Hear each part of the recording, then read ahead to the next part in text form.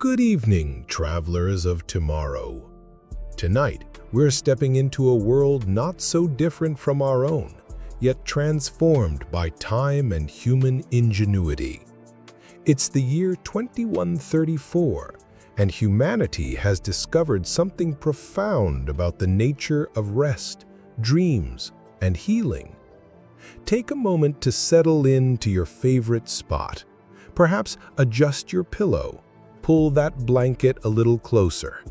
Let your breathing slow as we journey together into a future where sleep isn't just rest, it's an art form, carefully crafted by gentle souls who understand the poetry of dreams. You are about to experience life as a dream architect, one of the most treasured professions in the sleep cities of tomorrow. These aren't the bustling metropolises of old, but quiet sanctuaries built entirely around the science and art of restorative sleep. Here, in these softly glowing communities, you'll spend your days crafting dreams as others might tend gardens, with patience, love, and an understanding that what you create will help souls find peace. So close your eyes if you'd like. Let the sounds of tonight fade away and allow yourself to drift into tomorrow, where your hands shape not stone or clay, but the very fabric of dreams themselves. You wake not to an alarm, but to the gentle brightening of bioluminescent panels that line your bedroom walls. The light comes slowly, mimicking a natural sunrise that the inhabitants of New Morpheus, your sleep city, rarely see. Here, buried beneath protective domes that filter out the harsh realities of the outside world, every detail is designed around the sacred act of rest. Your apartment is small but perfectly formed, like a shell curved around the needs of sleep and dream work. The walls themselves seem to breathe, made from a bio-responsive material that adjusts its opacity based on your circadian rhythms. This morning, they're a soft pearl color with the faintest suggestion of rose at the edges, your dwelling's way of gently coaxing you toward wakefulness.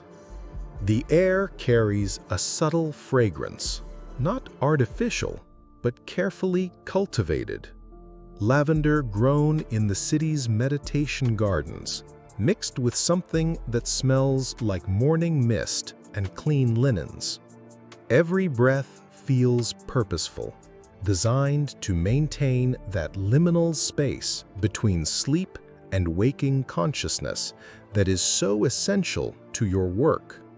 You stretch, your body responding to the perfect temperature regulation of your sleeping alcove.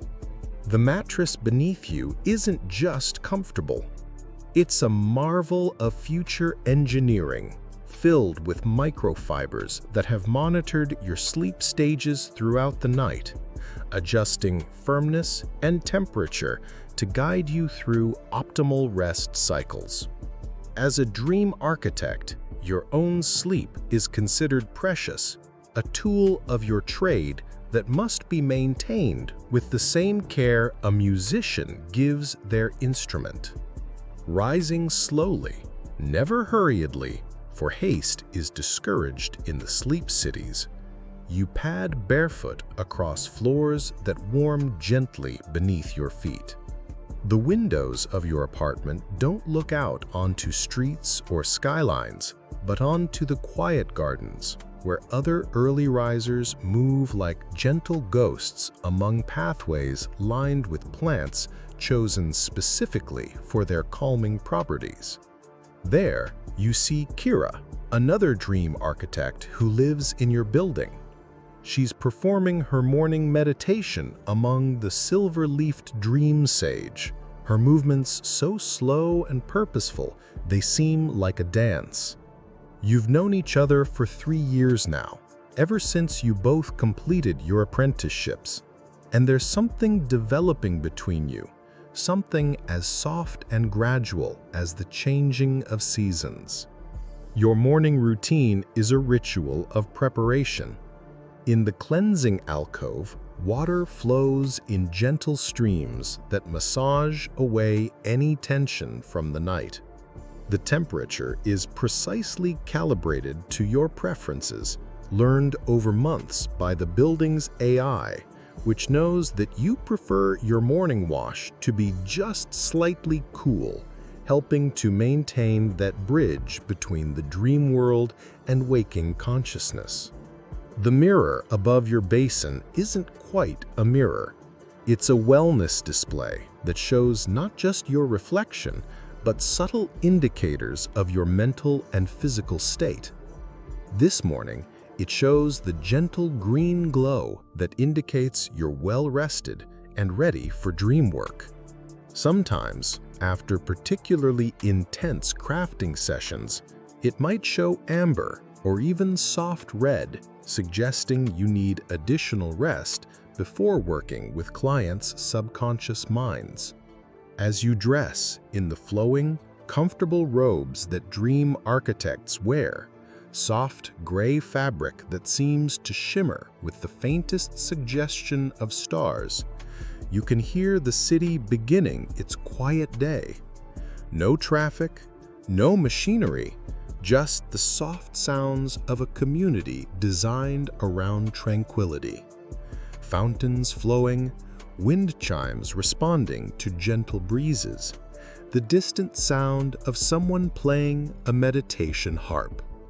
Your breakfast awaits on the small table by your window, not prepared by you, but crafted by the city's nutrition specialists who understand that what you eat affects not just your own dreams, but your ability to weave dreams for others. This morning, there is porridge made from ancient grains, honey harvested from the city's rooftop gardens, and tea brewed from plants that grow only in the deepest chambers of the sleep cities.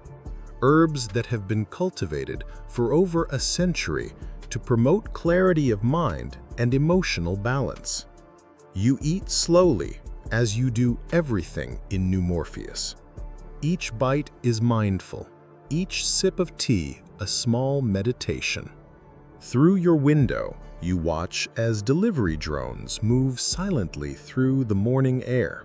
Nothing like the buzzing mechanical insects of the early 21st century, but creatures of elegant design that barely disturb the air as they pass.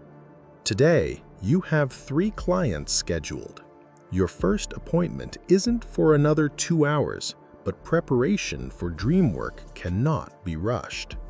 After breakfast, you'll spend time in your personal studio, reviewing the dream profiles you've been crafting, adjusting the emotional resonances, fine-tuning the narrative threads that will help your clients find the rest and healing they seek. But for now, you simply sit, breathing in the engineered tranquility of your world, watching the soft morning light play across surfaces designed to please the eye, but without stimulating the mind. This is your life in 2134, a life built around the understanding that in a world of constant change, the one thing humanity needs most is the ancient gift of peaceful sleep. And you, as a dream architect, are one of the guardians of that peace. Your personal studio occupies the 3rd level of your residential tower, a space that exists in the sweet spot between your private quarters and the communal dream chambers where you'll work with clients later. As you enter through doors that slide open with barely a whisper, you're greeted by the familiar, comforting hum of your dream crafting equipment coming to life. The studio is uniquely yours, shaped over years of practice into a reflection of how your particular mind approaches the art of dream architecture. The walls are a soft, shifting blue-gray, embedded with thousands of tiny light points that can display anything from star fields to gentle abstract patterns. Today, they show a slow-moving aurora, colors barely bright enough to register consciously, but creating a subtle sense of movement and depth. At the center of the room sits your primary workstation, the Dream Loom. It's not quite a machine, not quite furniture, but something that seems to exist in the space between. Curved supports that look almost like ribs hold a semicircular array of projection surfaces, haptic feedback nodes, and neural interface contacts. When you're seated within it, working, you become part of a system designed to translate the deepest impulses of creativity and empathy into the structured experiences that will become your client's dreams. This morning, you settle into the loom's embrace, feeling the gentle warmth as it recognizes your neural patterns and adjusts to your preferred working configuration.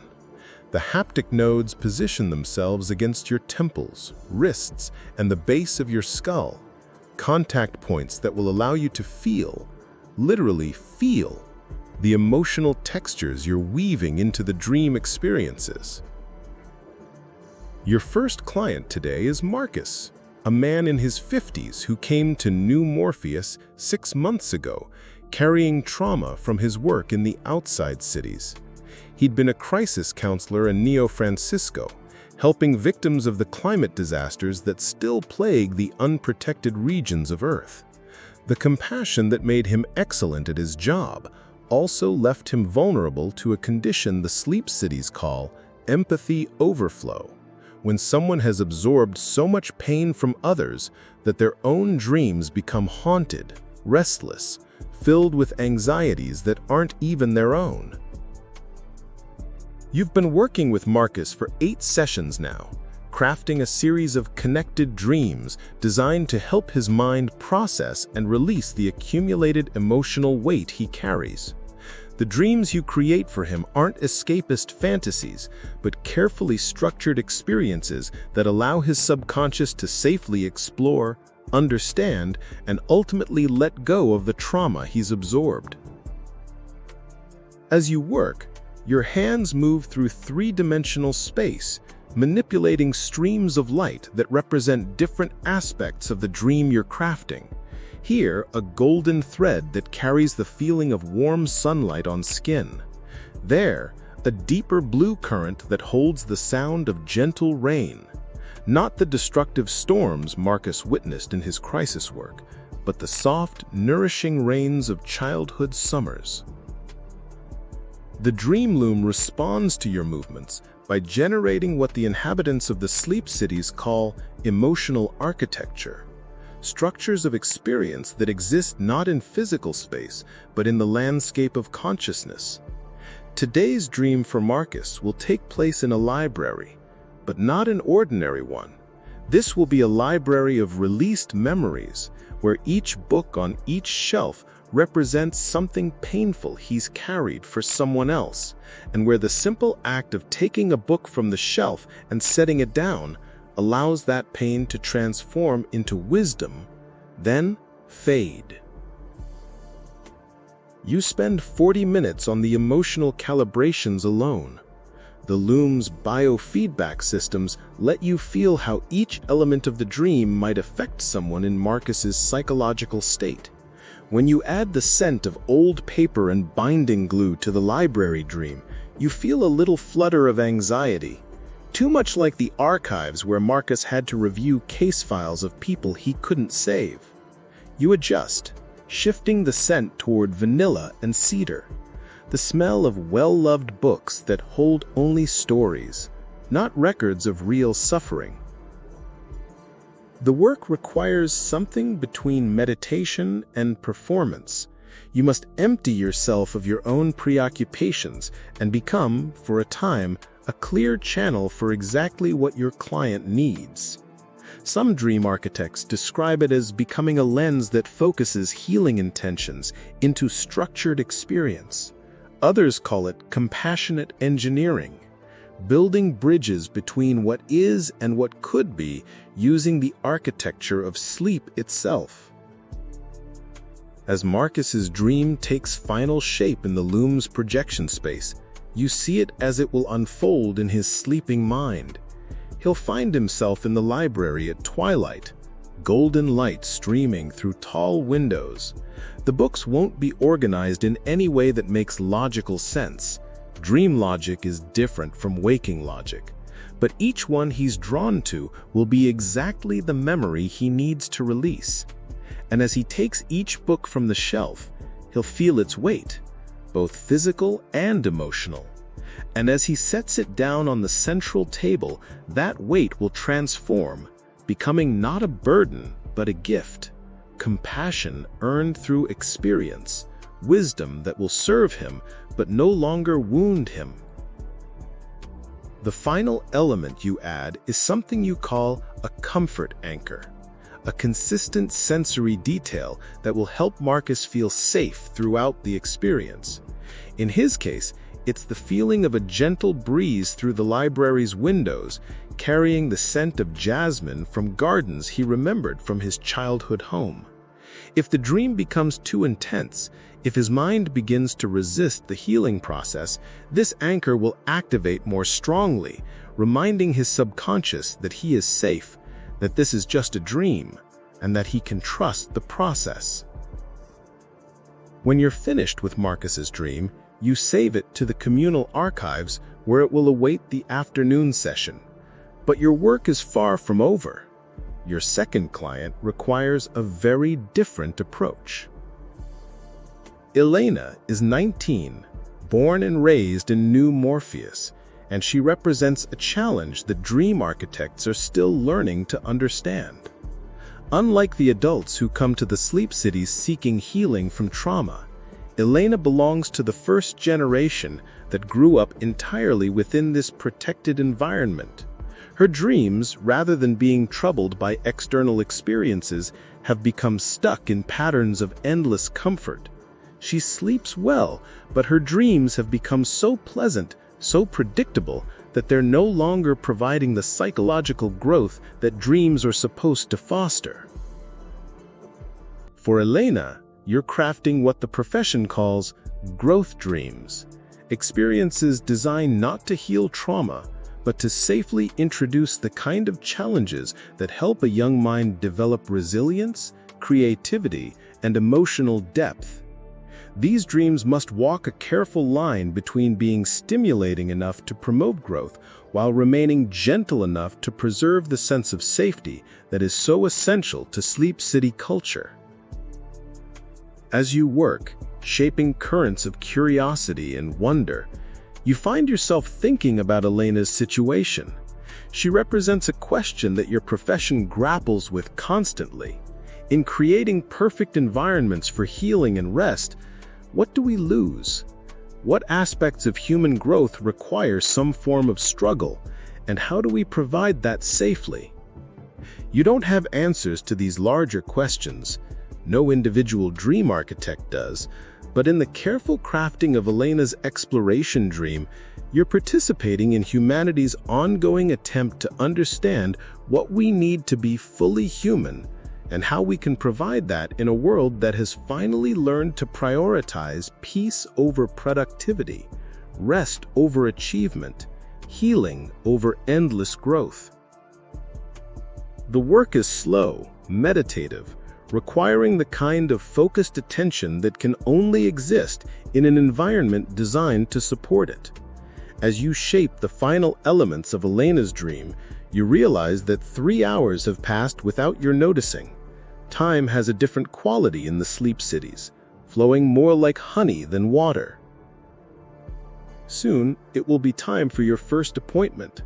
Time to guide Marcus into the library of released memories, to help Elena explore the luminescent pools of possibility.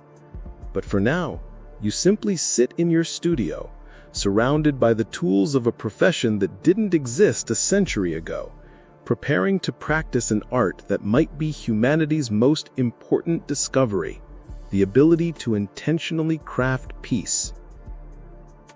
The dream chambers of New Morpheus exist in the heart of the city, accessed through corridors lined with plants that release subtle calming compounds into the air. As you walk toward Chamber 7, where you'll meet Elena, you pass other dream architects. As you walk home through pathways now illuminated only by the soft glow of bioluminescent guidance systems, you carry with you not just the satisfaction of a day's meaningful work, but the beginning awareness that your carefully structured life in New Morpheus might be ready for a new chapter, one written not in the symbols of dream architecture, but in the more complex language of human connection. Most residents of New Morpheus sleep through the deep night hours, guided into restorative unconsciousness by the city's carefully regulated environmental systems. But for dream architects, true rest comes only when you know that others are sleeping peacefully. And sometimes that requires working through the darkest hours, when the boundary between waking and sleeping becomes most permeable, when the most profound healing can take place. Your personal communication device awakens you with the gentlest possible alert, not a jarring sound, but a gradual change in the bioluminescence of your bedroom walls that mimics the natural transition from deep sleep to lighter awareness. The message appears as soft symbols in the air above your bed. An emergency dream session is needed, a new arrival to the city, someone whose trauma is so severe that they cannot achieve natural sleep even with New Morpheus's most advanced environmental supports. This is the work that defines your profession, not the scheduled sessions with clients like Marcus or Elena, but the crisis interventions that require you to enter the deepest levels of dream architecture, where healing happens in the liminal space between consciousness and complete unconsciousness. You dress quickly in the specialized robes used for night work, fabric embedded with bio-responsive fibers that will help regulate your own sleep cycles, while allowing you to remain alert enough for complex dream crafting. The night shift clothing is darker than daytime robes, designed to blend with the reduced lighting that supports the city's sleep cycles. The corridors of New Morpheus transform completely during deep night. Bioluminescent guidance systems operate at barely perceptible levels, providing just enough light to navigate safely while preserving the darkness that supports natural circadian rhythms. Emergency lighting exists, but activates only when sensors detect actual crisis situations. Tonight, thin lines of deeper blue guide you toward the night chambers, indicating that others are also moving through the city on sleep-related missions. You pass the central sleep monitoring station, where technicians track the sleep quality of the entire city in real time. Through transparent walls, you can see displays showing the collective sleep patterns of New Morpheus's 12,000 residents. Waveforms in gentle blues and greens, indicating deep, restorative sleep throughout most of the community. But there are also scattered patches of red and orange, indicating sleep disturbances that require attention. The night chambers exist in the deepest level of the city's medical complex, spaces specifically designed for the most challenging aspects of dream work. Unlike the comfortable, home-like atmosphere of the standard dream chambers, these rooms are built for functionality and crisis response. The walls are lined with emergency medical equipment, alongside advanced dream architecture systems. The lighting can be instantly adjusted from the deep blues of night work to full medical illumination if psychological crisis becomes physical emergency. Your colleague, Dr. Sarah Chen, meets you outside Night Chamber 3. Sarah specializes in what the profession calls bridge dreaming, the technique of entering a client's natural dream state and gently guiding it from within, rather than imposing external dream architecture. She's only one of 12 specialists in New Morpheus qualified for this level of intervention, and her presence indicates that tonight's case is particularly complex. New arrival, Sarah explains in the whispered tones appropriate to the deep night environment. 24-year-old woman evacuated from the Jakarta climate zone 3 days ago. Witnessed the final collapse of the sea barriers. Lost her entire family in the flooding. She hasn't achieved REM sleep since the evacuation. Her mind is essentially holding itself in constant vigilance mode. This represents one of the most challenging scenarios in dream architecture. When trauma is so severe that the mind refuses to enter the vulnerable state necessary for dreaming, traditional dream therapy becomes impossible. The client's psychological defenses are so strong that they prevent the very unconscious processing that could begin to heal the trauma. What's our approach, you ask, though you already suspect the answer. Cases this severe require tandem dream work, 2 architects working simultaneously, one to create a safe container for the experience, while the other enters the client's consciousness directly. You'll maintain the environmental architecture, Sarah confirms. I'll attempt bridge entry once she achieves theta wave patterns. We'll need to work completely in harmony. Any dissonance between our approaches could traumatize her further.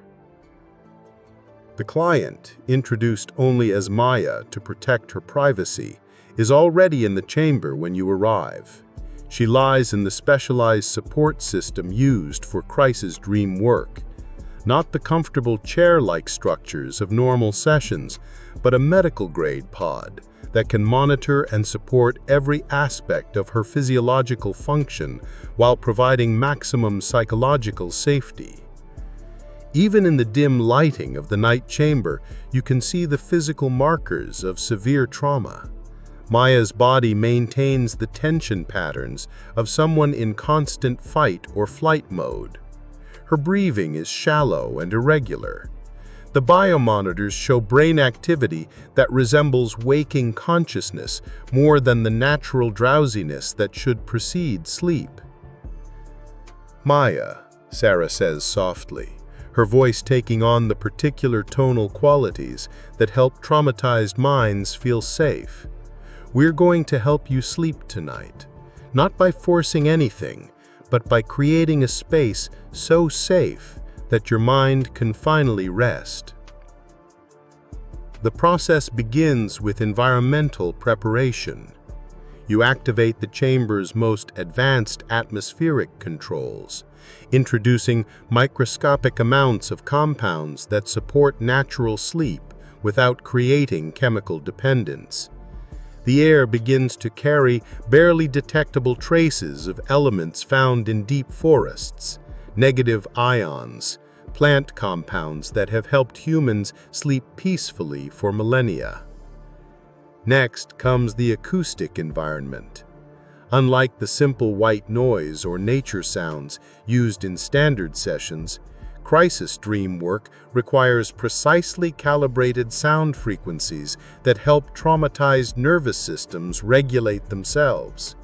You layer in subsonic vibrations that match the rhythm of calm breathing, ultrasonic frequencies that promote neural healing, and audible tones that seem to help the brainwaves of trauma survivors synchronize with healthier patterns. The lighting system responds to your touch, creating patterns that mimic the natural progression from twilight to full darkness. But this isn't simple dimming. The colors shift through spectrums that have been researched to show to be most calming to minds trapped in hypervigilant states. Deep purples transition to darker blues, then to the near black that supports the deepest sleep states. Throughout this preparation, you monitor Maya's responses through an array of sensors more sophisticated than anything used in routine dream work.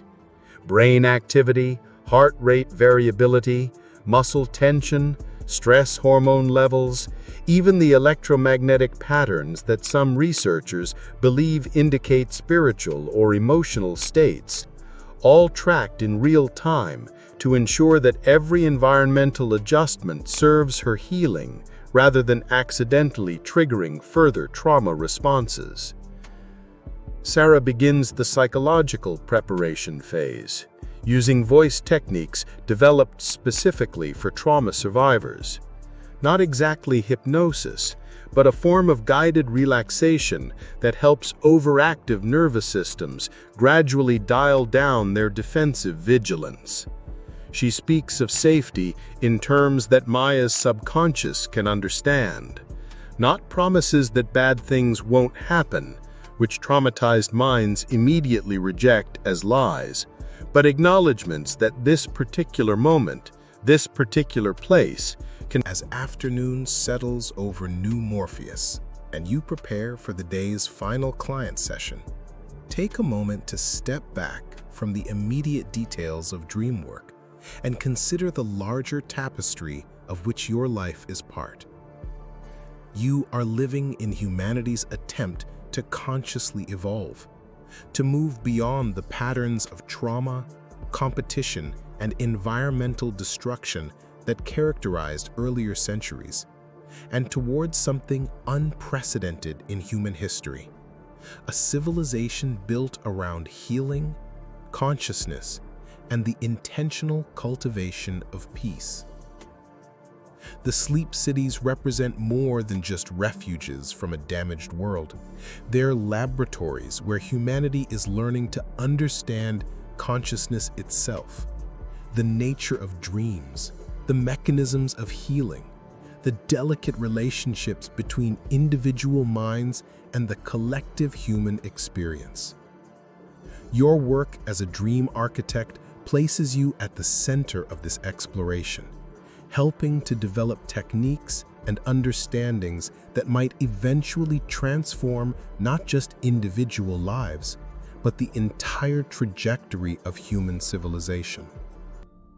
Consider the profound shift this represents. For millennia, human societies were organized around scarcity, conflict, and the struggle for survival. Success was measured by accumulation, dominance, the ability to take resources from others or from the natural world.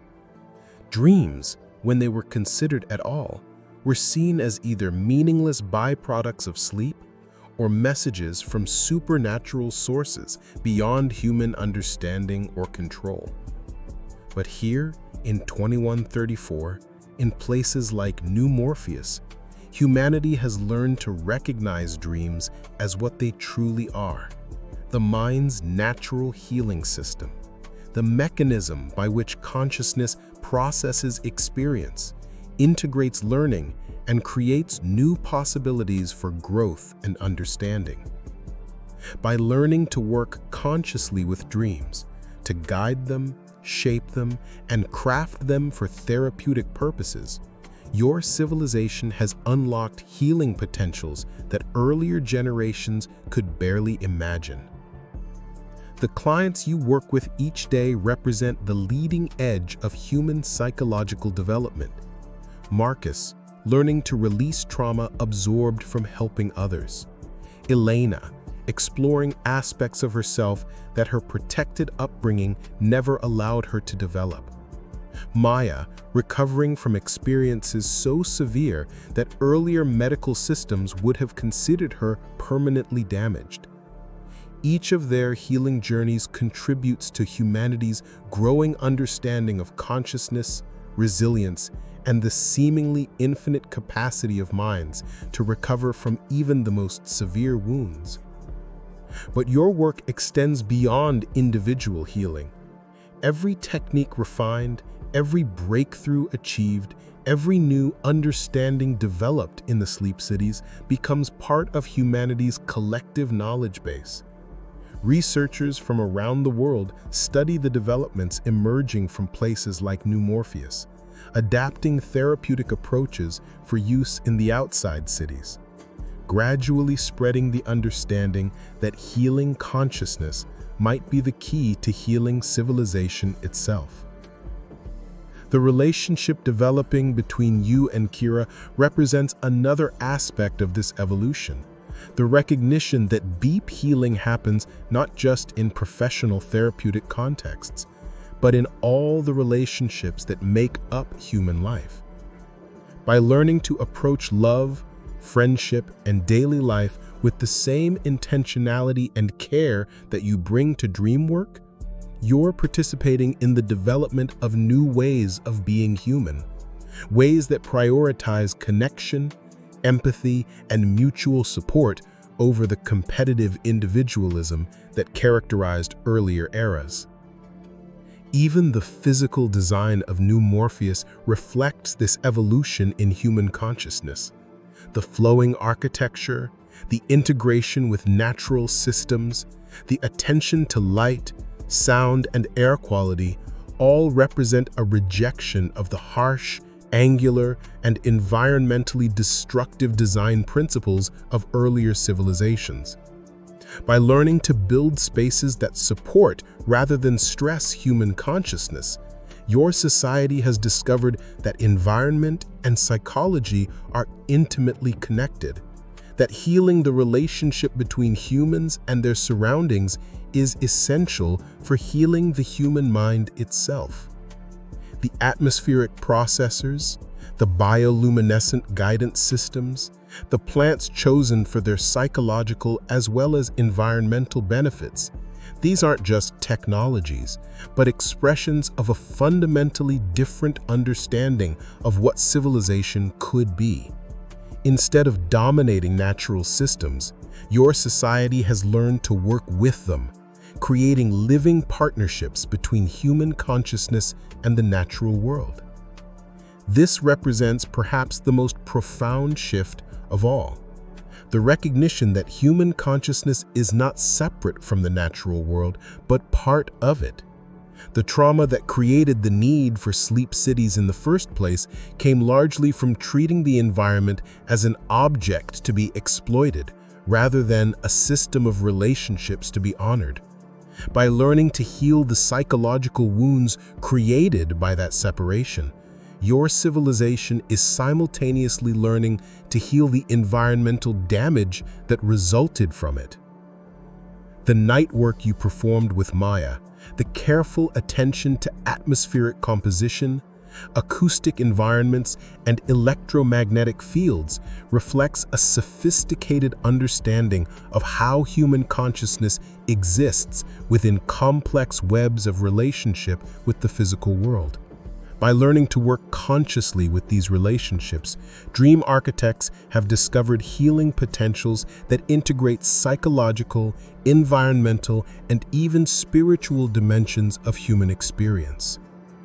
This integration points toward the ultimate vision that sustains your profession, that consciousness itself might be the bridge between individual healing and planetary healing, that by learning to work skillfully with dreams, trauma, and the deep patterns of human psychology, humanity might develop the wisdom necessary to address the larger crises that still challenge civilization. The refugees who come to New Morpheus for healing don't just recover from their individual trauma, they develop capacities for resilience, empathy, and wisdom that they carry back to their home communities. The research conducted in the sleep cities don't just help current residents, but contribute to healing approaches that gradually spread throughout the human community. The children raised in places like New Morpheus don't just enjoy protected childhoods, but develop psychological capacities that might enable them to create an entirely different kind of civilization. As you prepare for your final client of the day, carry with you the awareness that your individual work is part of this larger healing process. Each dream you craft, each consciousness you help heal, Each moment of peace you create contributes to humanity's ongoing attempt to evolve beyond the patterns that created so much suffering in earlier centuries. The gentle sounds of New Morpheus settling into evening surround you, water flowing, wind moving through carefully tended plants, and the soft voices of people who have learned to speak with intention and care.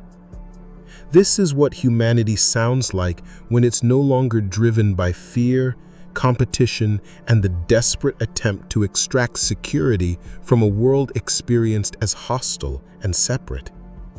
Tonight, as you settle into your own sleep, your own dreams will be enriched by the day's work. The healing you have facilitated for others creates healing within your own consciousness. The peace you have helped others find contributes to the peace that flows through your own dream life. This is perhaps the most beautiful aspect of your profession, that in learning to heal others' dreams, you simultaneously heal your own. And tomorrow, the cycle begins again. New clients, new challenges, new opportunities to participate in humanity's great work of conscious evolution, but also deeper relationships, expanded understanding, and the growing certainty that consciousness itself, approached with skill, compassion, and profound respect for its mysteries, might indeed be the key to creating a civilization worthy of human potential. Rest well, dream architect. Your work is part of something larger than you can fully comprehend, but more beautiful than you might dare to hope. In learning to craft healing dreams for others, you're helping to craft a healing dream for humanity itself. And so we close this gentle journey